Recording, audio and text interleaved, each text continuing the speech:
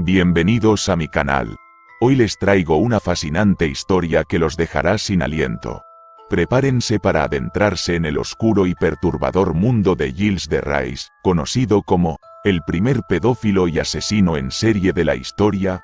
Pero antes de comenzar, los invito a darle like a este video y suscribirse al canal para no perderse ningún contenido impactante como este. Vamos a sumergirnos en esta espeluznante historia juntos. Prepárate para sumergirte en una historia escalofriante. Conoce a Gilles de Rais, un personaje histórico. Él fue nada menos que el primer pedófilo y asesino en serie de la historia. Su vida comenzó en 1404, naciendo en una cuna de oro, pero su suerte pronto cambió cuando quedó huérfano a los 11 años y fue criado por un abuelo violento. Sin embargo, Gilles de Rais no se conformó con una vida común y corriente. Después de la muerte de su abuelo, se convirtió en el barón de Rais y heredó dos fortunas inmensas, superando en riqueza al propio rey Carlos VII. Imagina tener más dinero que el rey, eso es realmente impresionante. Poseía vastas propiedades en Francia y Bretaña, una región autónoma aliada a Inglaterra. En medio de la Guerra de los 100 años, donde Francia y Bretaña se encontraban en conflicto, Gilles de Rais se unió a una figura legendaria, Juana de Arco. Ellos cabalgaron en una increíble campaña militar, donde Juana lideró a los franceses hacia la reconquista de la ciudad de Orleans y obtuvo numerosas victorias para su país. Pero, desafortunadamente, la traición acechaba en las sombras. Gilles de Rais presenció de cerca cómo los militares franceses, e incluso el propio rey, traicionaron a Juana de Arco entregándola a los ingleses. Fue un momento desgarrador para él, ver a su compañera de lucha ser juzgada por la Inquisición bajo acusaciones de hechicería y, finalmente, ser condenada a muerte en la hoguera en Rouen en 1431. A diferencia de Juana de Arco, quien es recordada como una santa, Gilles de Rais se convirtió en la personificación del mal en Francia. A pesar de su juventud y su inmensa riqueza, decidió dejar las armas y se retiró a una vida de excesos y oscuridad. Los libros de historia relatan que se entregó a la brujería, las orgías y a una obsesión desmedida por el sexo y la muerte. Un cambio impactante en su vida. Pero, a pesar de sus pecados, Gilles de Rais nunca dejó de rezar. Sorprendentemente, tenía un hogar con una comunidad eclesiástica de alrededor de 80 personas, que incluía un coro privado. Además, mostraba una generosidad extrema.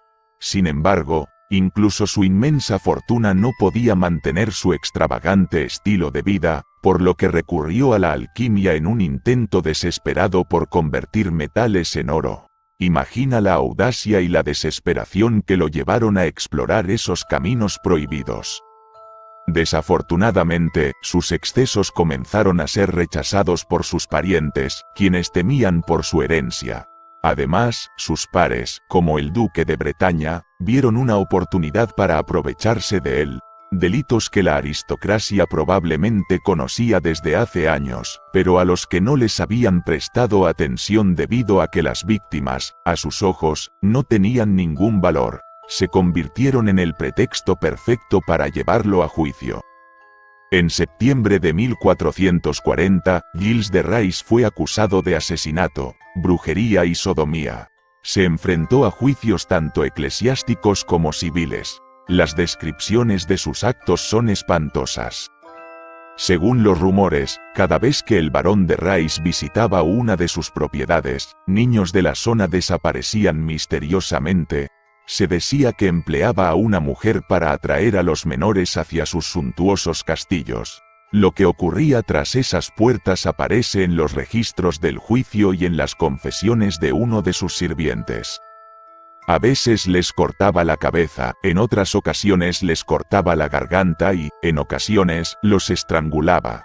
Después de abrir sus venas para que languidecieran mientras su sangre se derramaba, Gilles a veces se sentaba sobre los cuerpos de los niños y experimentaba placer. Se inclinaba sobre ellos, observándolos morir.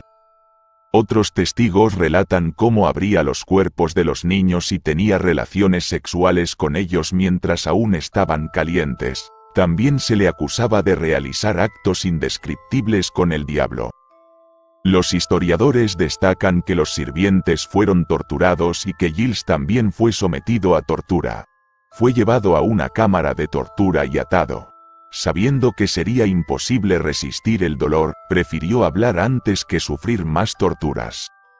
Giles de Rhys habló abierta y voluntariamente frente a todos los presentes y confesó que debido al ardor y placer que sentía al satisfacer sus deseos carnales, había tomado a un gran número de niños. A veces los sometía a varios tipos de tortura. Cometía actos sodomíticos con ellos mientras agonizaban y sentía placer besando a niños ya muertos y juzgando cuál de ellos tenía la cabeza más hermosa. Luego, sus sirvientes se encargaban de los cuerpos, los quemaban y los reducían a cenizas. Estas no son ni de lejos las confesiones más repugnantes o macabras de Giles de Rhys y sus sirvientes, pero dan una idea de lo horribles que eran los crímenes de los que se hablaba. Se estima que asesinó entre 80 y 200 menores, en su mayoría varones. Giles de Rhys solicitó que su confesión fuera publicada en francés, para que la multitud pudiera entenderla, en lugar del latín obligatorio utilizado en los tribunales. Le habían amenazado con la excomunión y una eternidad en el infierno a menos que confesara. Con su testimonio detallado, aseguró su lugar en el cielo. El tribunal condena al acusado a ser ahorcado y quemado. La ejecución se llevará a cabo mañana entre las 11 de la mañana y el mediodía, fue el veredicto final. Es difícil imaginar crímenes más atroces que los que Giles de Rhys cometió, por lo que su historia perdura en la memoria. Sin embargo, también ha habido personas a lo largo del tiempo que han cuestionado el veredicto de la Iglesia y han planteado dudas sobre la culpabilidad de Giles de Rhys, desde el rey Carlos VII hasta ensayistas de los años 20 como Salomon Reinach y biógrafos como Fernand Fleuret y Jean-Pierre Bayard. Han surgido voces que han buscado reinterpretar los eventos. Incluso en 1992, se convocó un tribunal de casación que se reunió en un salón dorado del Palacio de Luxemburgo en París. Examinaron el acta del juicio de Giles de Rhys llevado a cabo por el obispo Jean de Malestroit de Nantes y escucharon los argumentos de que podría haber sido víctima de pruebas circunstanciales y que posiblemente no había matado a ningún niño. Gilbert Proutot, autor de una biografía sobre Giles de Rhys y organizador del evento, argumentó que fue ejecutado porque el obispo Malestroit y su aliado Jean V, duque de Bretaña, codiciaban sus propiedades. Se sostuvo que el juicio tenía motivaciones políticas, al igual que el caso de Juana de Arco. Para Michel Crepo, exministro de Justicia francés, el noble bretón fue juzgado por brujería cuando en realidad la verdadera motivación del juicio era política. Henry Juramy, el abogado que presidió la sesión, declaró que dado que no se presentaron pruebas materiales concluyentes sobre la culpabilidad de Giles de Rhys y que su confesión se obtuvo claramente mediante tortura, el tribunal lo declaraba inocente y solicitaba al entonces presidente François Mitterrand que restaurara la verdad histórica. Aunque puede ser posible argumentar en un proceso legal contemporáneo que la falta de pruebas sólidas y la obtención de confesiones bajo tortura no justificarían su culpabilidad, demostrar la inocencia de Giles de Rhys o determinar la verdad de lo que ocurrió tantos siglos después resulta prácticamente imposible. Y así concluye esta escalofriante historia de Giles de Rhys, un personaje oscuro que dejó una huella imborrable en la historia. Si te ha fascinado tanto como a mí, te invito a darle like a este video y suscribirte al canal para no perderte más contenido apasionante como este. Únete a nuestra comunidad y descubre más relatos intrigantes y sorprendentes. No olvides activar la campanita de notificaciones para estar al tanto de nuestras próximas publicaciones. Gracias por ser parte de este viaje a través de la historia y por tu apoyo constante.